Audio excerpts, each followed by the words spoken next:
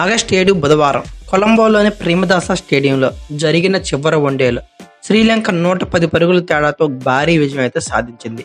ఈ మ్యాచ్లో శ్రీలంక టాస్ గెలిచి మొదట బ్యాటింగ్ ఎంచుకుంది. దీనికి గాను లంక 50 ఓవర్లలో 7 వికెట్లు కోల్పోయి 248 పరుగులు చేసింది. అవిష్కా ఫెర్నాండో 102 బంతుల్లో 96 పరుగులు చేశాడు. అలాగే కుశల్ మెండిస్ 82 బంతుల్లో 59 పరుగులు చేశాడు. నిశాంక 65 బంతుల్లో 45 పరుగులు చేశాడు.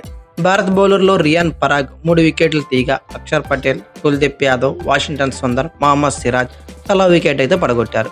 అనంతరం చేజింగ్ లో 249 పరుగుల విజయ లక్ష్యంతో బరిలోకి దిగిన టీమిండియా 26.1 ఓవర్లో 138 పరుగులకే చాప చుట్టేసింది.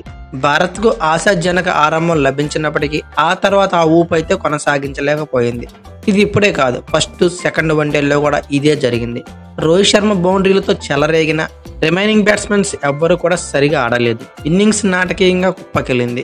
అయితే శ్రీలంక స్పిన్నర్ దునిత్ వెళ్లలాగే భారత బ్యాటింగ్ ఆటను కుప్పకొల్చడంలో ప్రథమ రోలు పోషించాడు. రోహిత్ శర్మ, విరాట్ కోహ్లీ, శ్రేయస్ అయ్యర్, అక్షర్ పటేల్, కుల్దీప్ యాదవ్ లాంటి బ్యాట్స్మెన్స్ ని అవుట్ చేసి వెళ్లలాగే శ్రీలంక విజయంలో కీలక పాత్ర అయితే పోషించాడు. దీంతో చాలా కాలం తర్వాత శ్రీలంక భారత్పై వన్డే సిరీస్ గెలిచింది. చాలా కాలం అంటే ఏకంగా 27 సంవత్సరాల తర్వాత 1997 తర్వాత శ్రీలంక భారత్పై తొలి ద్వైపాక్షిక సిరీస్ వన్డే విజయాన్ని అయితే నమోదు చేయడంతో క్రికెట్ ప్రేమికులు సోషల్ మీడియాలో హెడ్ కోచ్ గౌతమ్ గంభీర్ పై ట్రోల్ చేయడం ప్రారంభించారు. 8 ఏళ్ల తర్వాత WC గెలిచిన ఘనత గౌతమ్ గంభీర్ కు ఉంది. అయితే 27 ఏళ్ల తర్వాత శ్రీలంక వర్సెస్ ఇండియా సిరీస్ ని కోల్పోయిన ఘనత ప్రజలు ఇతనికి ఇస్తారని ట్రోల్ చేస్తున్నారు. గౌతమ్ గంభీర్ శకం ప్రారంభం అవుతుంది అని మరొకరు రాసినది.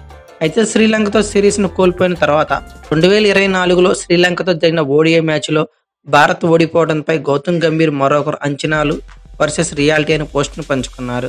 అయితే టీమిండియాకు అత్యంత కఠినమైన విదేశీ పర్యటన అని ఒకరు ఇంగ్లాండ్ లేదా ఆస్ట్రేలియా అని రాస్తే, గౌతమ్ గంభీర్ శ్రీలంక టూర్ అని మరొకరు సోషల్ మీడియా వినియోగదారు గౌతమ్ గంభీర్ గురించి చిత్రాన్ని పోస్ట్ చేస్తూ రాశారు.